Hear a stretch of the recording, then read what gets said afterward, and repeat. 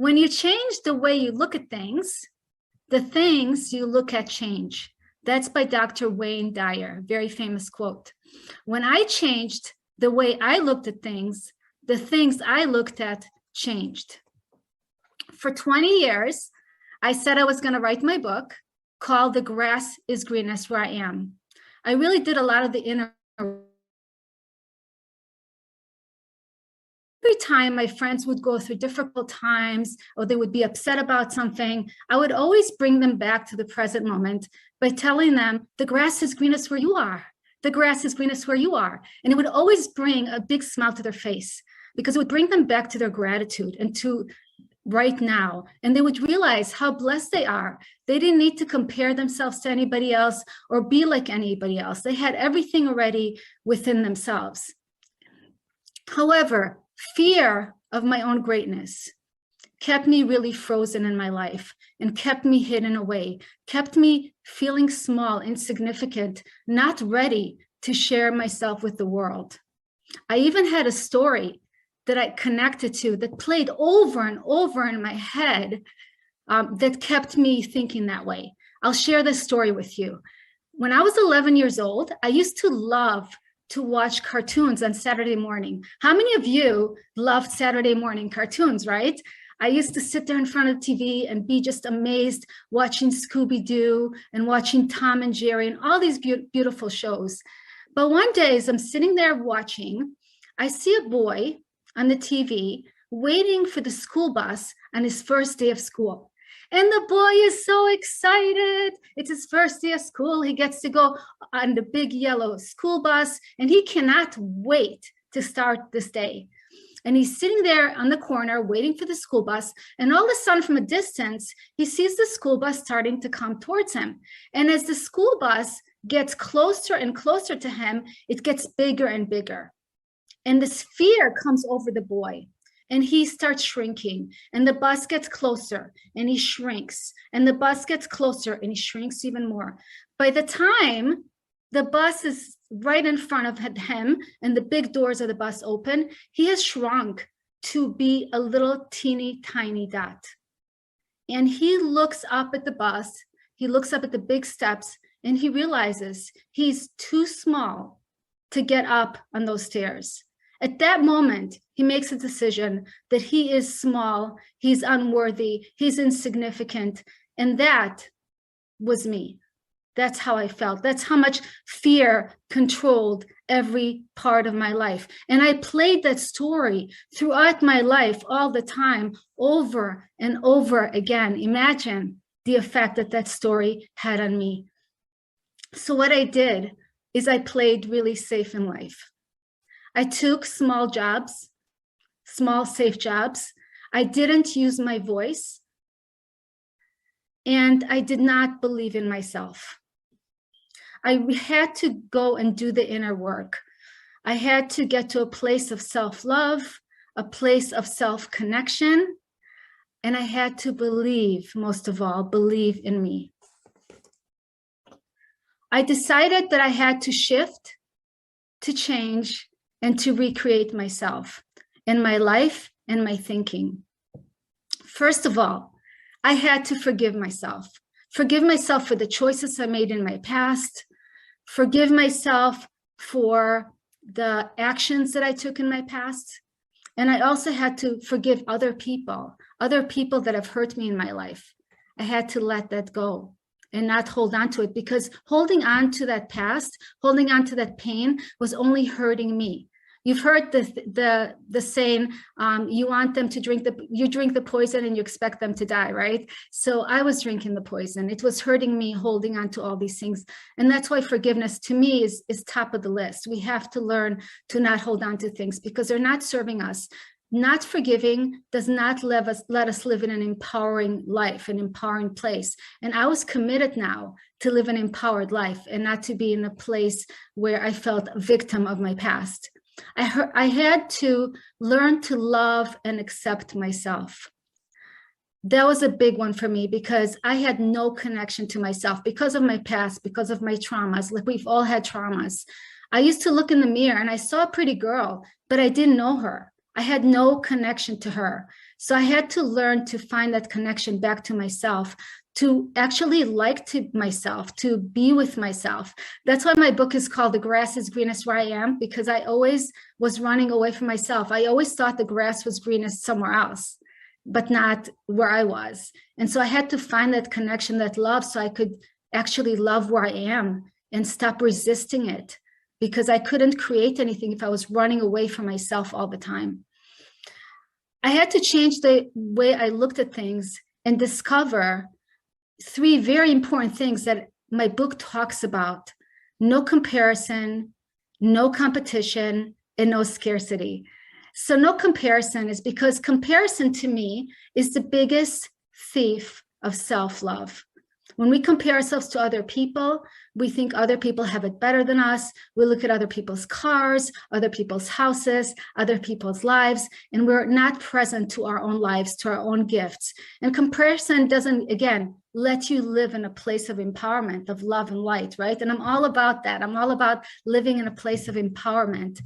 And so instead of comparing ourselves to people, what I did is I changed comparison to admiration. What if we learn to admire each other instead of compare to other people? Just learn to admire, just like a beautiful piece of art, right? You see an art on the wall and you're like, wow, that's beautiful. You're not comparing yourself to that piece of art. If you see a beautiful person, they're beautiful. It doesn't say anything about you.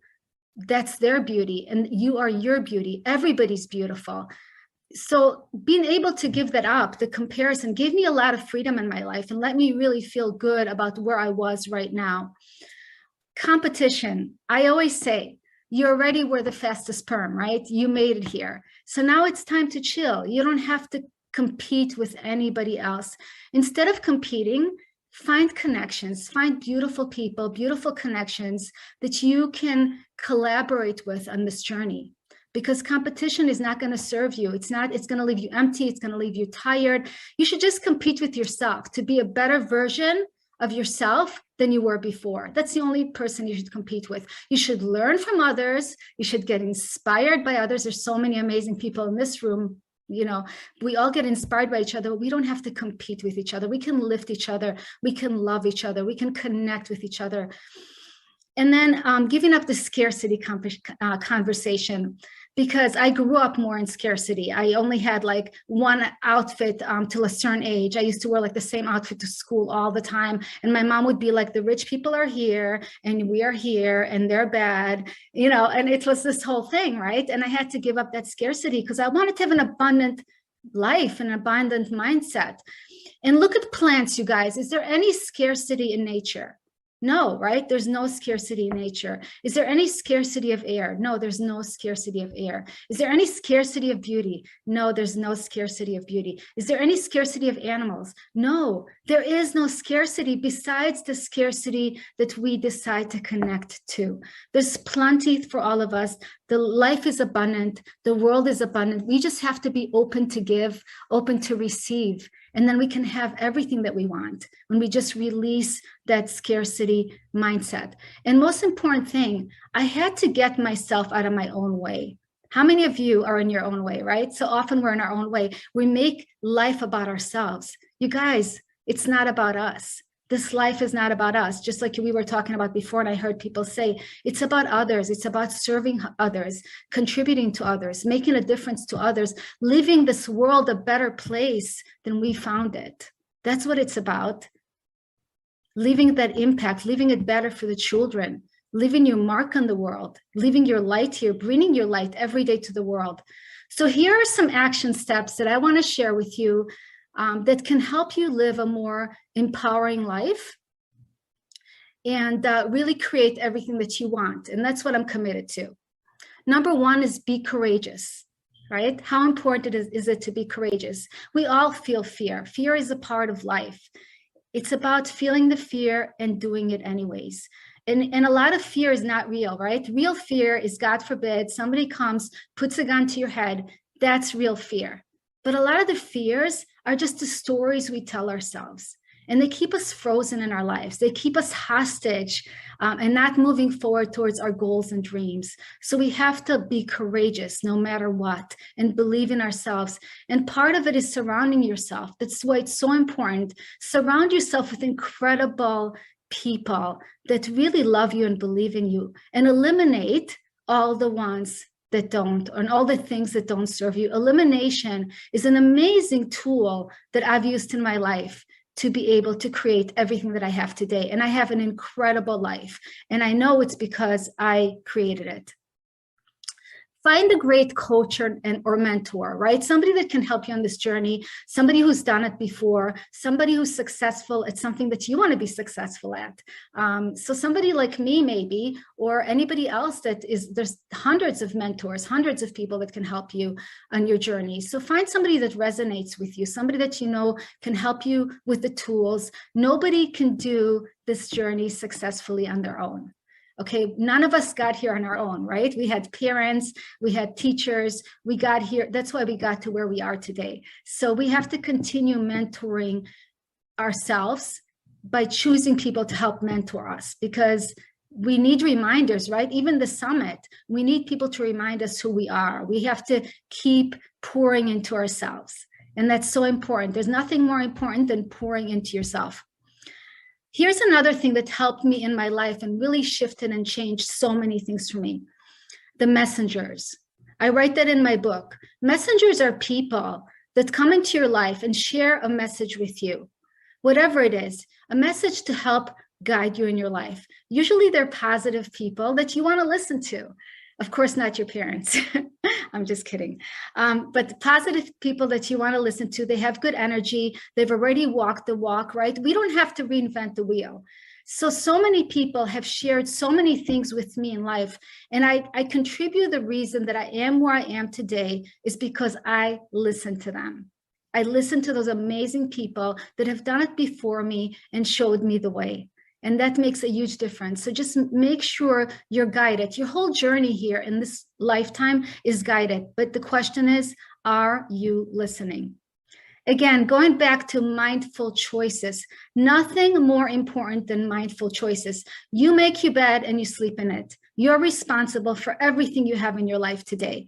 So, and you can always change it. It's okay. It doesn't matter. It's not to beat yourself up, right? But when you're responsible for everything in your life, you can also take credit for everything in your life. And how great is that to take credit, because your life is working beautifully because you've created everything in your life. So I love that. So I always say you make your bed and you sleep in it. So check your bed. Is your bed messy or is your bed neat? And you can always recreate that, right? You have the power to recreate that. But I can't overemphasize being mindful about that. I recently let somebody into my life that created a mess. And I had to clean it up. And it wasn't easy, you guys. But we can do it. We can all do it. We have to be present. We have to be mindful. We have to make those choices that support us on where we're going. Align your words with your actions. Don't, whatever you're saying, don't just say it, but put the actions behind it. Say it, do it, and live it, right? We have the power to do that. Be like water. All right, I know I'm giving you a lot of stuff, but be like water has really worked for me. So I'm going to explain that to you a little bit. So water has a beautiful flow to it, right? Water is always moving in one direction. Where does water move? It moves forward. So I always say, what if we could be more like water? What if we could move more easily in our life, day by day, minute by minute, hour by hour, year by year? You feel best when you flow, right? When you're not stuck, when you're not left behind. And so imagine a river, right? The water is flowing in the river and the water flows over the rocks. The water flows under the rocks. It flows around the rocks. But whatever it is, it keeps moving forward. And that's what we need to do. We need to keep moving forward. That's why we need to find mentors, people that can help us move forward, get out of our own way. Because who's in your way the most all the time? You. Who's in my way the most? You guys, I'm just you, okay? Who's in my way the most? I laugh with my husband all the time. Like, I'm in my own way the most. And I'm so blessed to be married to such an incredible man that lets me, that always shows me the way and always is so supportive and loving. And that's because of the choices I made. And then I want to talk to you about breath, right? Breath, again, you guys, when you're breathing in and out, right? Breath, it can calm you, but breath also has a beautiful flow to it, right? When we're not breathing, when we're angry or we're upset, we're stuck. We're not breathing, right? You hold your breath. And so how can you connect back to your flow of your breath, right? Be conscious with your breath. When you're connected to your breath, you calm your mind. When you're connected to the water, you're moving forward, you're flowing. Breath flows, right? Water flows. See how the two go together? And guess what else flows, you guys? Gratitude. Gratitude flows. When you're in gratitude, you're flowing forward in your life. You're moving forward. When you're not grateful, what are you doing? You're hitting bumps and you're stuck and you keep hitting walls. So how can we connect more to our gratitude and more to our flow? Everything is about connecting back to that flow, because that's where you want to be. That's where you feel the best, is when you're moving towards the things that you are here to create. You're a creative being. You're meant to create. You're meant to shine. You're meant to inspire. And that's where you want to be. And it's keeping that vibration high, bringing yourself back to those things. Put your brights on, not your lights on, your brights, you guys, because anything you want in life, you're going to attract with your brights. Okay, so being mindful, switch on that light, okay, and just shine your light and attract everything that you ever wanted towards you, because you deserve to have the most incredible, beautiful life. I want you to take one moment with me, if you don't mind, and just close your eyes and take a deep breath. Take 3 deep breaths in and out. Just connect to this present moment right now. And I want you to put your hands on over your heart, one over the other one.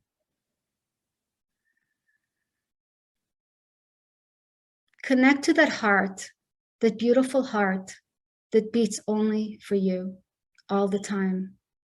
What are 3 things right now in this moment that you are grateful for? I'm sure there's a lot, but just think of 3 things in this moment that you are grateful for. I want to share a quote from my book with you. You are not your past. You are not your stories. You are not your judgments. You are not what you own. You are not what you do. You are not your problems. You are the light that shines in the world. Connect to your light and shine. I want you to be grateful for who you are, for who you're becoming, and for who you will be. It's been a great honor to be with you tonight.